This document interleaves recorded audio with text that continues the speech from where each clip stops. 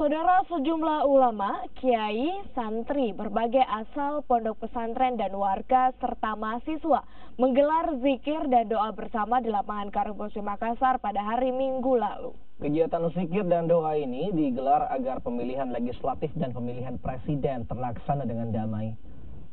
Zikir dan doa bersama dalam gelaran istighosah kebangsaan untuk menyambut pemilu pilpres dan pemilihan legislatif damai pada bulan April mendatang.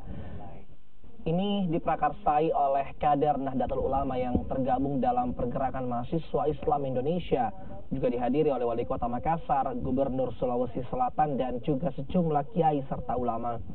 Habib Joldan yang membawakan tausiah kebangsaan mengatakan Negara Kesatuan Republik Indonesia atau NKRI adalah harga mati dan bersifat final. Olehnya, PMI Provinsi Sulawesi Selatan menggelar istighosah menyambut pemilu damai untuk Indonesia bersatu tanpa hujatan dan ujaran kebencian serta penyebaran berita hoax. Proses mahasiswa itu independen, tidak ada keterkaitan dengan politik praktis, tetapi sebagai kader Nahdlatul Ulama, secara individu batin kita bahwa kita akan taat dan patuh terhadap kiai kita. Nah, tetapi secara kelembagaan bahwa sekali lagi tekankan bahwa PMI adalah organisasi independen, tidak boleh melibatkan dalam politik praktis.